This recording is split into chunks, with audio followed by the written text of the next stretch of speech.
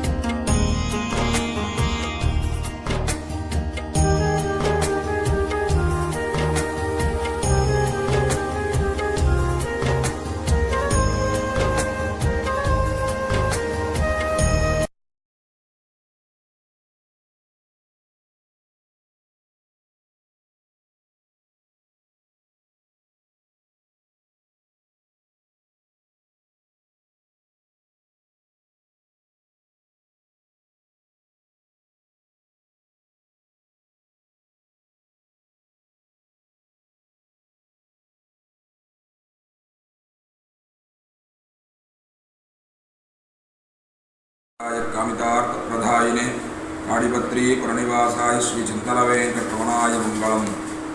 తాడిపత్రిలో అతి ప్రాచీనమైనటువంటి దేవాలయం శ్రీ ఆనందవల్లి నాయికా సమేత శ్రీ చింతల వెంకటరమణ స్వామి దేవాలయం. ఈ దేవాలయం 600 సంవత్సరాలు అవుతుంది. కృష్ణదేవరాయ కాలంలో తిమ్మనాయుడు అనే పాలేగాలు కట్టించినటువంటి దేవాలయం. ఈ దేవాలయానికి భాస్కర క్షేత్రం అని పేరు. భాస్కర్ అంటే సూర్యుడు ఉదయించేటప్పుడు మాఘమాసంలో ఏకాదశి, ద్వాదశి, త్రయోదశి ఈ 3 రోజులు సూర్య కిరణాలు గరుత్మంతుడి దగ్గర ఉండేటువంటి 2 రంధ్రాల నుంచి స్వామి పాదాలపై నుంచి కిరణాలు వచ్చి పడుతున్నాయి. అందుకే ఈ క్షేత్రం భాస్కర క్షేత్రం అని పేరు.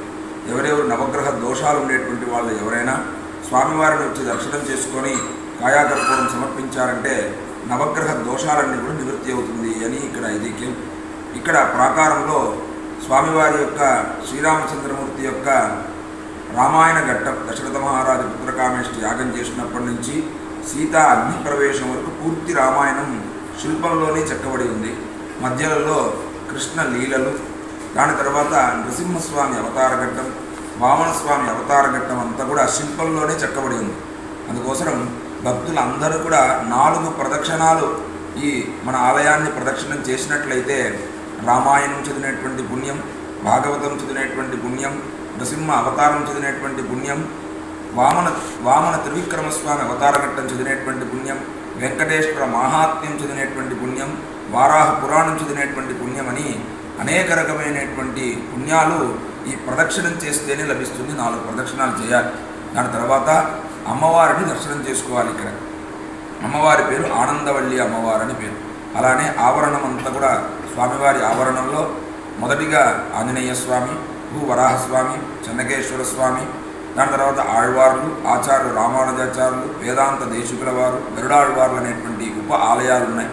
దాని తర్వాత స్వామివారి దర్శించుకున్నట్లయితే స్వామివారికి చింతల వెంకటరమణ స్వామి, భక్తులు మనసులో అనుకున్న చింతలన్నీ నివృత్తి చేస్తాడు, చింతలు రానికుండా చేస్తాడు, చింతల రాడని చెప్పేసి స్వామివారికి తిరునామం.